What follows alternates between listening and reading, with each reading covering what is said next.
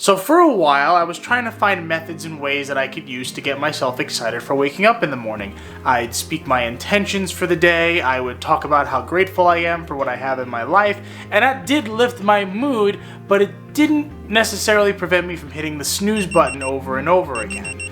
So the method that I came up with helps me to combine productivity with enjoyment. So the first step in this process is you need to outline how much sleep you need per night. The main reason why you want to outline your sleep is because we want to avoid burnout.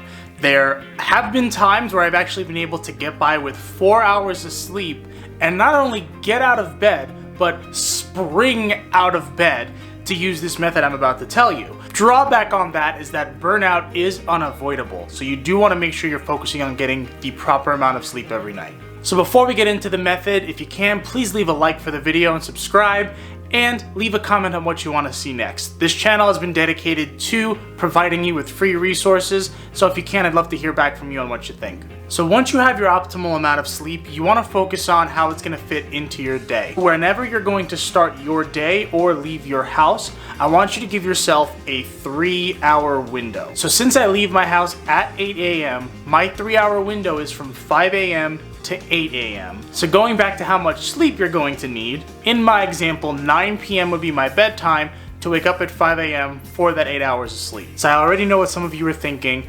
No way I'm going to bed that early. No way I'm waking up that early. We haven't gotten to the fun part yet, so let me continue. So the next thing you're going to do is to split up this 3-hour time frame by writing in 5 a.m. and then on the bottom writing 6:30 to 8 a.m. So the 5 a.m. window is what's going to start your productivity time. That 6:30 to 8 a.m. time is going to be used for whatever you want. Whatever it is that you're going to do that you will enjoy and is going to be in the back of your head when you get up in the morning. So as far as the productivity time that you're going to be using in the morning, I do recommend holding off on coffee. I know a lot of people are going to immediately think, if I'm waking up at 5 a.m., I better be getting my 5 a.m. cup of joe. I would recommend checking out my coffee rule video for a more in-depth explanation as to why I'm stalling your morning joe.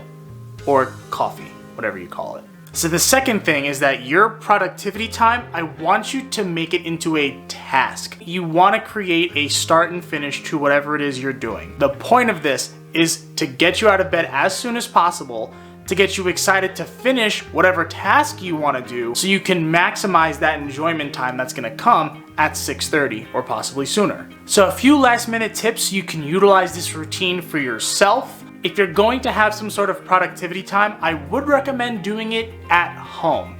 This allows you to minimize drive and travel time so you could focus on starting and finishing your task as soon as possible. So if you have an alarm clock, I would recommend putting it across your room and not next to your bed.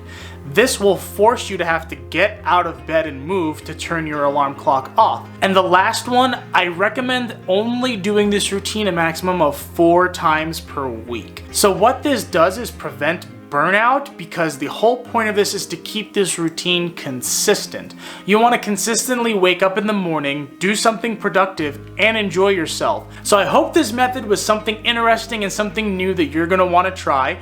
Feel free to like if you do believe so, and please comment on what your morning routine is going to be, or let me know what your morning routine is. If there are any videos you'd like to see from me, feel free to leave it in the comments as well, and don't forget to subscribe.